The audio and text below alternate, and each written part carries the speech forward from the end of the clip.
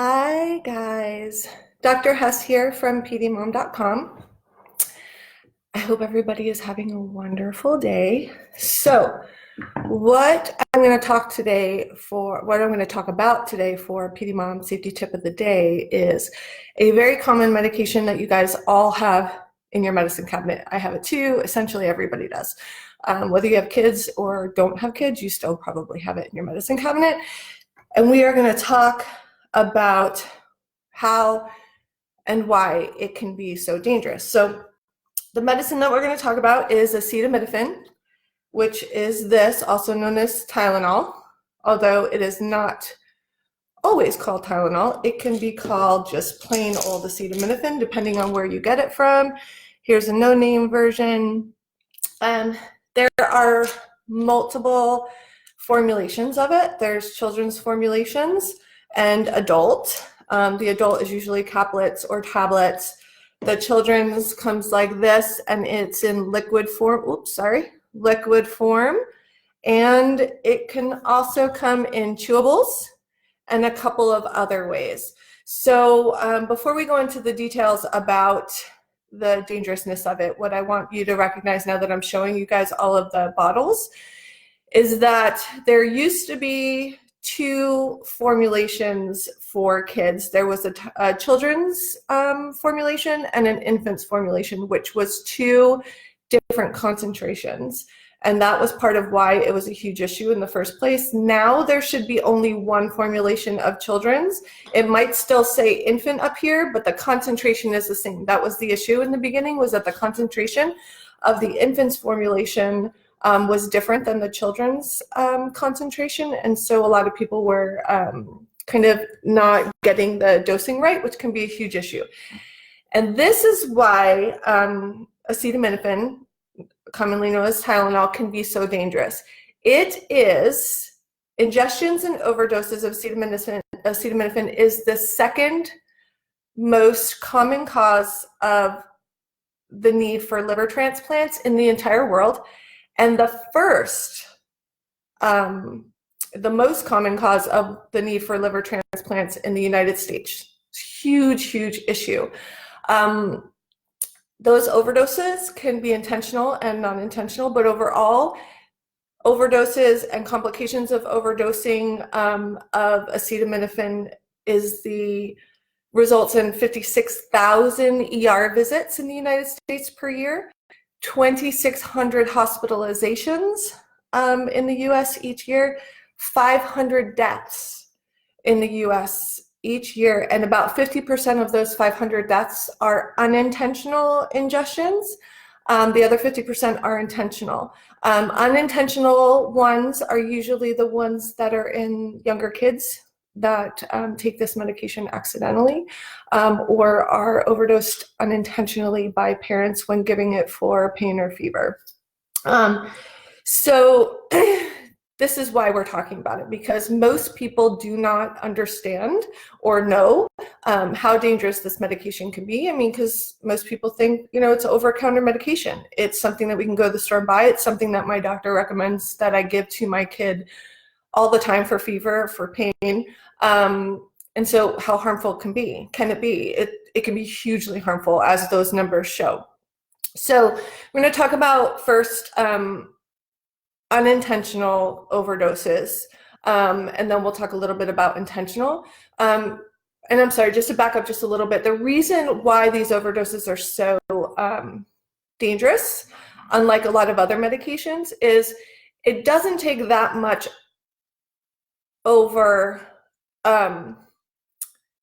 it can take one ingestion of a high amount of the medication. This is what I'm trying to say. One ingestion that ends up resulting in liver failure. So acetaminophen is metabolized in the liver, and when it becomes overwhelmed, even just by one dose that's too high, it can become so overwhelmed that it can then fail. Your liver fails, which then leads to multiple other issues in the body and sometimes can lead to death. Now, if we know about it in advance, or not in advance, sorry, we're not going to know in advance. If we know about it in a timely manner, we do have ways to treat it. But unfortunately, some people don't even recognize that's an issue because it can be about 24 hours before you have symptoms of an overdose of this. So we'll talk a little bit about unintentional overdoses, usually in younger kids, and we'll talk about intentional overdoses. So the little ones, this is how it happens usually in the little ones.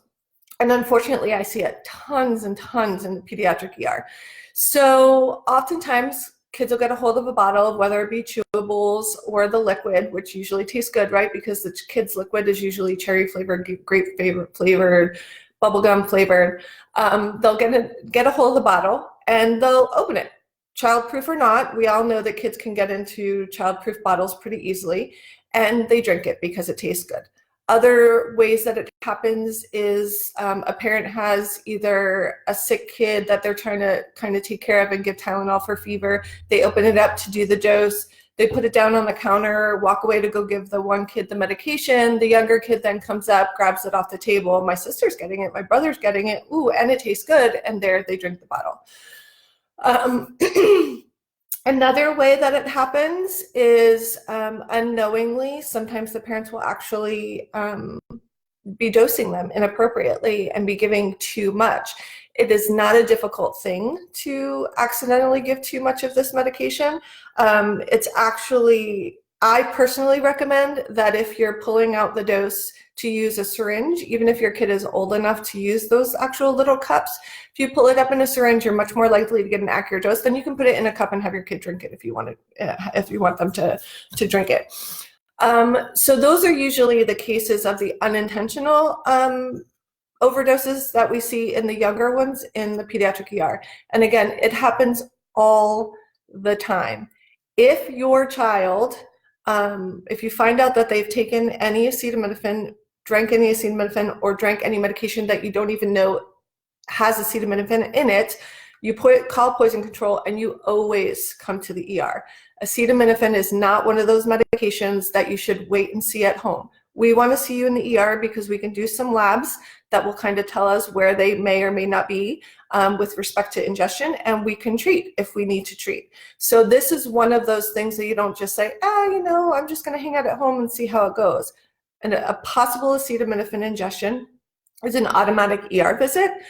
The other thing too is, especially with little ones, another way that it can be accidentally overdosed is if those children are on any other medications that have acetaminophen in it, and a lot of parents don't even realize that other medications have it in it. So some cough and cold and flu medications over the counter have acetaminophen in it. So if you end up giving those kids those particular medications because they happen to have a cold and then they have pain or they still have fever, and you give acetaminophen on top of it, that can start to increase that dose significantly. So always look at the back of the bottles to see what is in the medications that you're given, and making sure that they don't have the same medications in them.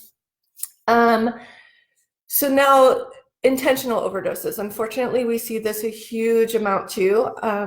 Teenagers, even preteens, definitely adults, but again, I only do pediatrics, so I see just the teens and the kids.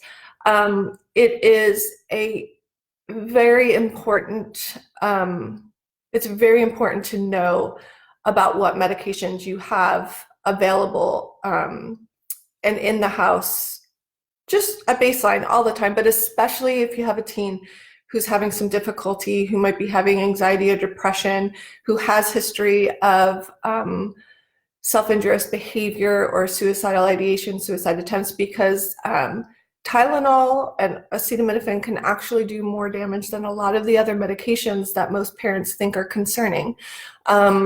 It's one of the ones that we worry most about. Just like in the little kids, they can take enough very easily. I mean, the teens can take a whole bottle of acetaminophen, which can put them into liver failure and need a transplant. It is not unusual for that to be the case. In addition to that, teens who might be taking medication to hurt themselves will often take multiple medications, and sometimes they'll take different pain medications that happen to be in the house that belong to other family members, and a lot of those medications have acetaminophen in it. So if they're taking a whole bunch of Tylenol or acetaminophen, for an overdose and then taking a bunch more of mom, dad, grandma, grandpa, and uncle's pills, there's a good chance that some of those medications will combine and increase that dose, which will increase their chance of having liver injury, liver failure, and progressive issues due to that. So all in all, talk to your kids about the dangers of medications that they probably think are safe too. You know, I have had some older kids, not meaning teens, but kind of, you know, middle of the road, 9, 10, 8-ish age, who know Tylenol is a medication for pain, and they were able to get it. And so they had a bad headache or whatever, mom wasn't around. And they figured since, you know, 2 works, maybe a couple more will work. And unfortunately, even that can cause issues. So make sure you're talking to your kids, your younger kids, about not taking any medications at all, but especially worrying about medications that they think are safe that mom and dad give all the time. And then to the older kids too, make sure that they know that the common medications that they sometimes will keep in their backpack can be very, very dangerous if taken too much. So what are some things that you can do to keep this stuff from happening accidentally? So for the younger ones, one, always make sure that it is kept in a child-proof container, although be very skeptical because child-proof containers are opened all the time by kids, and sometimes sometimes a lot of us will joke about how child-proof containers were actually made for the adults and not for the kids, because oftentimes they're harder for the adults to open than they are for the kids to open. So first and foremost, education not to get into any medication. Secondly, make sure that they are in child-proof containers. And then third, don't ever assume that your kid would never do it. Even if you're talking to your kid and you're educating them about the dangers of different medications, don't ever think that they're not going to do it. Store them high so that they can't get into them. Because even if they're not taking them themselves, I've also seen instances where kids have younger brothers or sisters that are crying, so they think, oh, they're having some pain. Mommy and daddy give me medicine when I'm having some pain, so let me go give my little brother or sister some medication if they're having pain. And there's been instances like that too. So, and obviously the younger you are, the more significant the damage can be with even just smaller doses of these medications. So you don't want to have the concern of that situation. So keep all of the medication either up high, or even more preferably, I know this seems over the top, but keep it all locked up. Little kids are fantastic at getting into places that you never would have thought they could get into. They could climb, they can break things open. They're little monkeys that will find something that you can't even find if you're trying. So that is super important. I talked a little bit about using the syringe for dosing of your kids, even if they're old enough to drink from the little medicine cup, because those medicine cups can actually, just a small amount can make a big difference in a dose change. So you can pull it up in a syringe, get the exact amount that you're supposed to need, put it in the cup and let your kid drink it like that. If you're ever not sure about dosing or you have concerns, call your doctor, okay? But somebody will be on call to kind of help you out with dosing, all of that kind of stuff. And again, if there's ever any question that they got any of it, then you call poison control and or come to the ER. For teens that you think might be of concern, having anxiety, depression, where they might be taking medications, again, keep them locked up. It's very, very important, although it's tough because these are medications that they can just go to the store and buy if they wanted to. And a lot of teens who want to hurt themselves will actually do the research. So I've seen teens that come into the ER having overdosed in a suicide attempt and have taken a significant amount of acetaminophen or Tylenol, knowing that it was going to be very harmful, and yet the parents come in having no idea that this particular medication could be that dangerous. So they will do their research and they will know. So talk to them.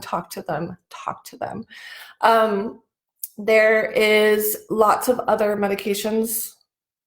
There are lots of other medications in your cabinets and in your linen closets that are dangerous, obviously. But I just wanted to talk about this one today because it is something we all have. And so many parents tell me that they have no idea that it could have been that dangerous. So keep an eye out, ask questions, talk to your pediatrician, your kid's pediatrician, if you have questions about it with respect to giving it for pain or fever or dosing issues, that kind of stuff. I will be touching on some other medications during different safety tips of the day. Thank you guys. I see a bunch of you guys have joined, so that's awesome. Thank you for coming. Keep watching, invite your friends to like the PD Mom page, share the videos, the website, pdmom.com. Hopefully in a week-ish, it should be up. I have so many amazing stories from, obviously from physicians who are writing about safety topics, but amazing, amazing stories from mothers, fathers, kids who have had safety issues and experiences. So I want you guys all to see that because it's going to be eye-opening. You're going to learn so much. So let everybody you know about it. And if you know anybody that wants to write, let me know. You can PM me, or you can send a message to pdmom.com, not pdmom.com, sorry, because that's not up yet, the PD Mom Facebook page. And you can see me on Instagram too. Okay, so I will see you guys hopefully tomorrow for another safety tip of the day and maybe a story to come out tonight. Have a great night or day.